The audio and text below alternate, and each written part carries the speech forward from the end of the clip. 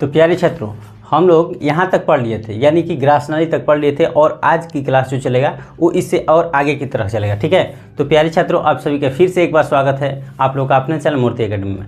जैसा कि हम लोग पिछले क्लास में पढ़ लिए थे ग्रासनाली तक, और बोले थे कि ग्रासनाली से आगे यानी कि मानव पाचन तंत्र चल रहा था, जिसमें ग्रासनाली तक हम पिछले वीडियो में पढ़ लिए थे। और आज का जो वीडियो स्टार्ट होगा उसमें हम लोग पढ़ेंगे ग्रासनाली से आगे, यानी कि आमाशय से स्टार्ट करेंगे। अब पूरे पाचन तंत्र जितना भी और बचा है उसको एक एक करके क्या करेंगे, कंप्लीट करेंगे। उम्मीद है आप लोग अच्छी तरह से पढ़ रहे होंगे और अच्छी तरह से इसको नोट्स भी कर रहे हैं, नोट्स बना रहे हैं। ठीक है, तो चलिए बढ़ते हैं आगे की क्लास को, बढ़ाते हैं और करते हैं आज की क्लास की शुरुआत। तो आज हम पढ़ेंगे बाबू अमाशय को। ठीक है, आज किसको पढ़ेंगे, तो अमाशय को पढ़ेंगे, और अमाशय को देखेंगे कि अमाशय से आगे क्या क्या होता है। ठीक है, चलिए अमाशय के आगे की प्रोसेस।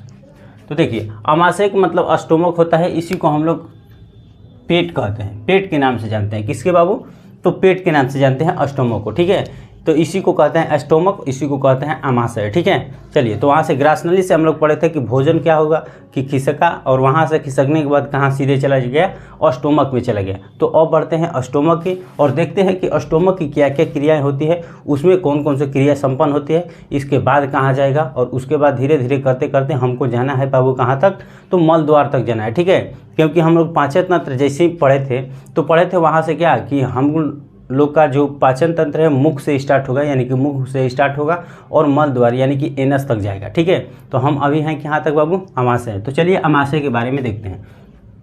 देखिए, कह रहा है कि ग्रासनाली के आगे थैलीनुमा संरचना होता है। जो ग्रासनाली होता है बाबू, ग्रासनाली हम लोग पिछले वीडियो में पढ़े थे, तो ग्रासनाली के आगे एक थैलीनुमा संरचना होता है जिसे हम अमाशय कहते हैं। उसको क्या कहा जाता है, अमाशय कहा जाता है, जिसका आकार अंग्रेजी का जे होता है ना, कैपिटल जे, इस तरह का, इसी तरह का उसका आकार होता है। किसका, तो अमाशय का। ठीक है, अंग्रेजी के जे के आकार का अमाशय का आकार होता है। तो अंग्रेजी के जे के आकार का होता है कौन बाबू, अमाशय। अमाशय में 3 भाग होता है, अमाशय में 3 भाग होता है। जिसका अग्र भाग जो है उसको कार्डियक कहा जाता है, जिसका मध्य भाग है फुंडी कहा जाता है, और जिसके पिछले भाग जो अंतिम भाग है उसको पाइरोलिक कहा जाता है। ठीक है, पाइरोलिक कहा जाता है। अमाशय में भोजन 3 से 4 घंटे तक रहता है। अमाशय में गाढ़ा लेय पदार्थ का को कायम कहा जाता है। चलिए देखिए, यानी कि कहने का मतलब बाबू कह रहा है कि अमाशय में जो गाढ़ा लेय पदार्थ बनता है, यानी कि गाढ़ा लेय जैसा जो पदार्थ बन जाता है उसको हम लोग कायम के नाम से जानते हैं। ठीक है, जबकि तरल पदार्थ जो है उसको चाइल्ड के नाम से जाना जाता है। किसके नाम से बाबू, चाइल्ड के नाम से जाना जाता है, चाइल्ड कहा जाता है। अमाशय से पेप्सिन लाइपेज एंजाइम का क्या होता है, स्राव होता है, यानी कि पेप्सिन और लाइपेज एंजाइम निकलता है। तो हम इसको क्या समझे बाबू कि अमाशय जो होता है ग्रासनाली के बाद के प्रोसेस होता है अमाशय, और उसमें क्या होता है कि उसकी जो आकार होता है अंग्रेजी के जे के आकार का होता है। ठीक है, समझ चुके होंगे आप अच्छी तरह से।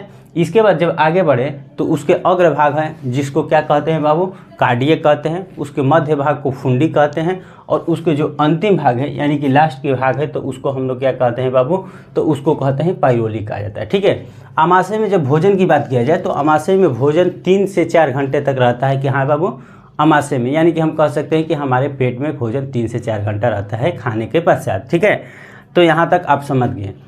खाने के पश्चात कितने तक, 3 से 4 घंटे तक। अब बात आती है कि जब पदार्थ हम खाते हैं, कोई भी चीज़ खाते हैं, तो एक तरह का गाढ़ा बन जाता है। गाढ़ा का मतलब आप कह सकते हैं गाढ़ा। ठीक है, गड्ढा नहीं, गाढ़ा। तो गाढ़ा एक होता है, एक तरल पदार्थ होता है, एक गाढ़ा, यानी कि ठोस के रूप में आप कह सकते हैं मोटे मोटे शब्दों में। ठीक है, तो जो गाढ़ा पदार्थ होता है उसको हम लोग कायम के नाम से जानते हैं। ठीक है, और वहीं जो तरल पदार्थ होता है, तरल पदार्थ का मतलब जैसे पानी हो गया, तो पानी तरल पदार्थ हो गया। उसी तरह का लिक्विड और कोई फूड होगा, और कोई हमारा भोजन होगा, तरल पदार्थ होगा, तो उसको हम लोग बाबू कहते हैं चाइम के नाम से जानते हैं। ठीक है, चाइल्ड के नाम से जानते हैं। अमाशय से 2 एंजाइम स्रावित होता है, जो कि एक पेप्सिन होता है और दूसरा कौन होता है बाबू, तो लाइपेज एंजाइम स्रावित होता है। ठीक है, तो चलिए अमाशय के बारे में हम अच्छे तरह से समझ लिए, और अमाशय की और सारी थोड़ी बड़ी क्रियाएं हैं उसको आगे देखते हैं। ठीक है बाबू, चलिए। तो कहता है कि अमाशय में कुल 3 तरह की कोशिकाएं पाई जाता है। कितने तरह के बाबू, तो कुल 3 तरह की कोशिकाएं। पहला म्यूकस, जिसको श्लेष्मा के नाम से जानते हैं। दूसरा अम्लराज कोशिका, जो कि गंधक के नाम से जाना जाता है, और इससे ही अम्लराज या गंधक से ही HCl निकलता है। HCl हाइड्रोक्लोरिक एसिड जिसको बोला जाता है, हाइड्रोक्लोरिक अम्ल।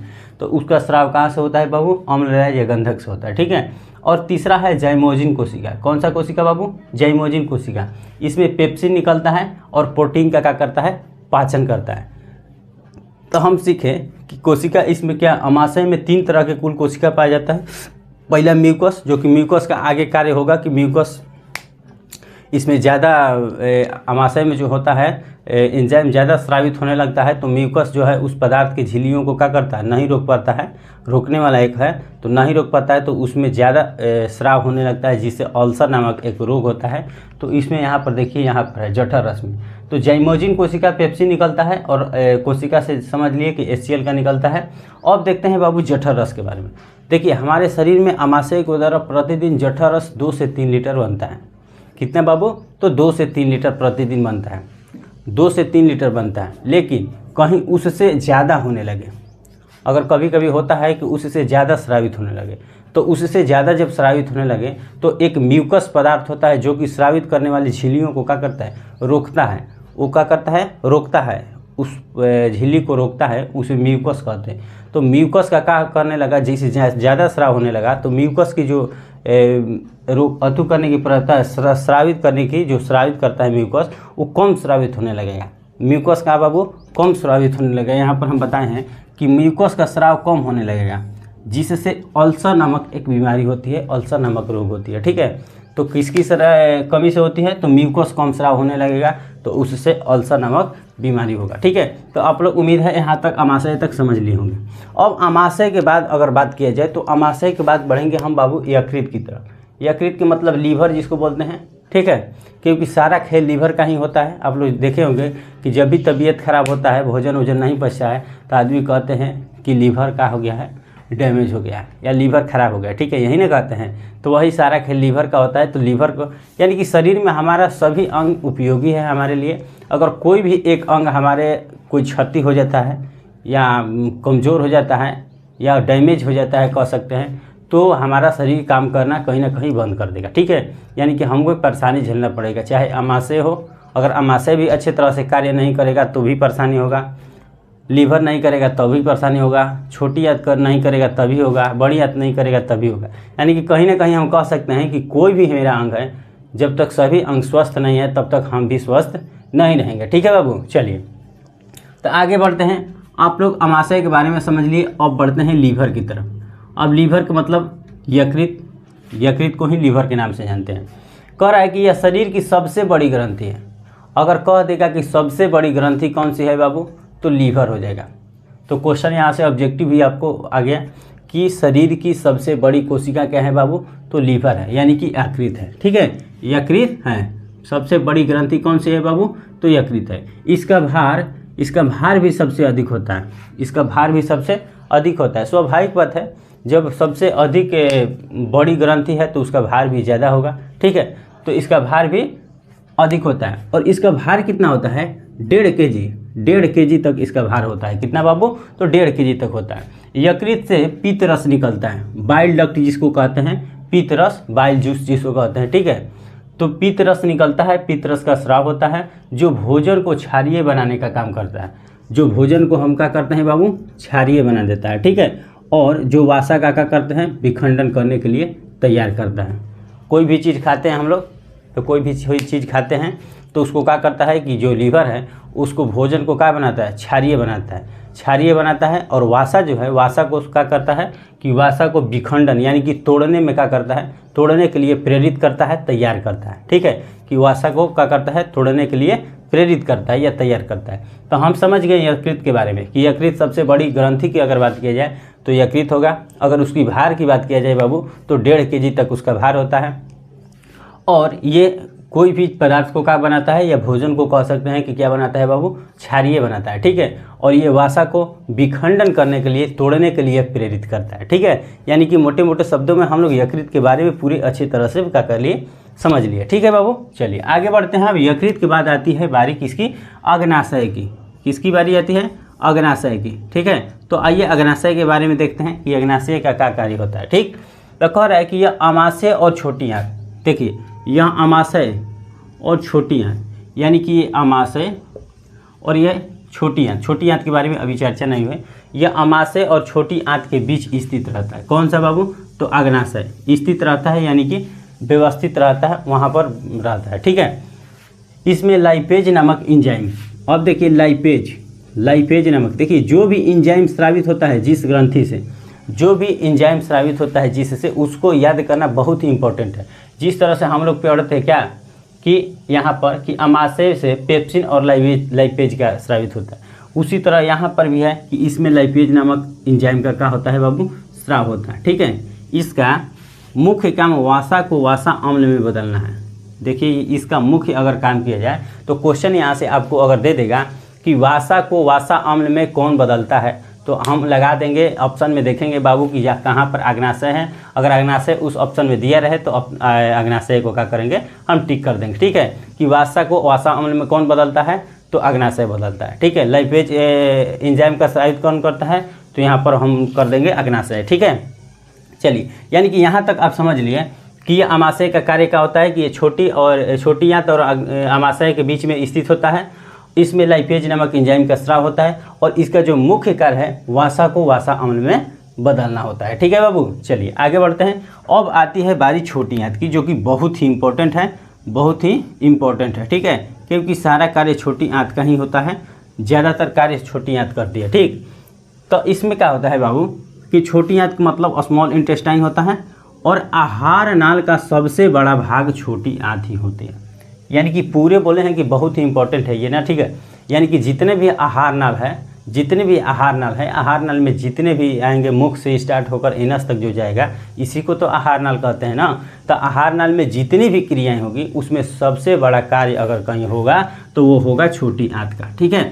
तो कह रहा है कि आहार नाल का सबसे बड़ा भाग क्या होता है बाबू? छोटी आंत होता है। इसका लंबाई की अगर बात किया जाए तो इसका लंबाई 6 से 7 मीटर होता है। 6 से 7 मीटर इस तरह का रहता है, इस तरह का गोल गोल रहता है। ठीक है। इस तरह का गोल गोल रहता है। तो इसका लंबाई आप लोग जानते होंगे कि अगर देखेंगे फिगर में, जब फिगर देखेंगे तो पता चलेगा कि इसका लंबाई इस तरह का होता है। पता नहीं चलता है लेकिन बहुत बड़ा होता है। ठीक है। बहुत बड़ा होता है। अगर यकीन ना हो तो जब भी हम मान लेते हैं कि आदमी मनुष्य में तो आप नहीं देखेंगे, अगर देखेंगे कब? जब पोस्टमार्टम होगा, पोस्टमार्टम होता है ना, तो उसमें देख सकते हैं आप। नहीं तो आप जानवर वानवर में देखे होंगे, जानवर में कि जब भी जानवर के लोग काटते हैं तो उसमें देखे होंगे कि आप इस तरह का आंत निकलता है, जो कि एकदम इस तरह का मैंने कोलाइट से रहता है। ठीक है। बहुत बड़ा होता है ये। ठीक है। पतला रहता है लेकिन बहुत बड़ा रहता है। तो इसका लंबाई क्या होता है बाबू? 6 से 7 मीटर होता है। तथा चौड़ाई की अगर बात किया जाए तो 2.5 मीटर इसका चौड़ाई होता है। यानी कि लंबा में पूरा 6 से 7 मीटर होगा और चौड़ा 2.5 मीटर तक चौड़ा होगा। ठीक है। चलिए आगे बढ़ते हैं।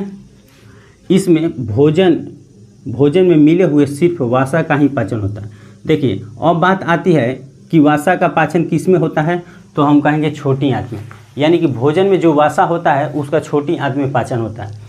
अगर मान लेते हैं कि हम तेलीय पदार्थ खाएं, तेलीय पदार्थ में वासा होता है और तेलीय पदार्थ में वासा जो होता है, वासा का पाचन छोटी आंत कर देता है और छोटी आंत करने के बाद उसको बाहर विदा कर देता है, यानी कि बड़ी आंत की तरफ विदा कर देता है। ठीक है। तो हम सीखे क्या किया बाबू कि ये सबसे बड़ी भाग है क्यों? आहार नाल का सबसे बड़ा भाग छोटी आंत होती है। इसका लंबाई 6 से 7 मीटर होता है तथा चौड़ाई 2.5 मीटर तक होता है। इसमें भोजन में मिले सिर्फ वासा का क्या होता है बाबू? पाचन होता है। यानी कि छोटी आंत में हम अच्छे तरह से समझ लिए। अब बढ़ते हैं आगे, यानी कि बड़ी आंत की तरफ। ठीक है। चलिए, तो बड़ी आंत क्या कहता है बाबू? इसको कहते हैं बड़ी आंत और इंग्लिश में कहते हैं लार्ज इंटेस्टाइन। लार्ज इंटेस्टाइन यह पाचन तंत्र का सबसे बड़ा भाग है, जहाँ सिर्फ अपशिष्ट पदार्थों में मिले हुए पानी और जल का क्या होता है बाबू? अवशोषण कर लिया जाता है और बचे हुए जो पदार्थ होता है उसे मल द्वार के रास्ते बाहर निकाल लिया जाता है। यानी कि हम इसमें क्या सीखे कि छोटी आंत में जो भी भोज्य पदार्थ होता है उसमें वासा का पाचन कर रहा है। ठीक है। लेकिन जैसे ही बड़ी आंत में गए तो वहाँ पर किसका पाचन? पानी और जल यानी कि लिक्विड फॉर्म का अवशोषण किया और बाकी सब अवशिष्ट पदार्थ जो भी बच गया उसको मल द्वार के रास्ते क्या कर दिया बाबू? बाहर की तरफ कर दिया। ठीक है। यानी कि हम पूरे एकदम आहार नाल के जितने भी प्रोसेस थी एक एक करके सभी को समझ लिए। उम्मीद है आप लोग अच्छे तरह से इसको भी समझ लिए होंगे, बड़ी आंत के भी बारे में। और बड़ी आंत, यहीं से बड़ी आंत के बाद मल द्वार के रास्ते बाहर निकल जाता है इनस के माध्यम से, और यहाँ जो भी आहार नाल का प्रोसेस था वो होता है समाप्त। यानी कि पाचन तंत्र हम बहुत अच्छे तरह से समझ लिए। उम्मीद है आप लोगों को बहुत अच्छा लग रहा होगा, ठीक है। अच्छा लगे वीडियो को लाइक शेयर करते रहिए, ठीक है। मिलते हैं, और एक क्लास इसमें चलेगा और एक क्लास के बाद चैप्टर नंबर 1 हो जाएगा आपका समाप्त। अब बढ़ेंगे अगले की ओर, ठीक है। तो चलिए मिलते हैं अगले की ओर। आप लोग स्क्रीनशॉट भी इसका कर लीजिएगा। मिलते हैं अगले टॉपिक की ओर अगले क्लास में। तब तक के लिए बाबू जय हिंद।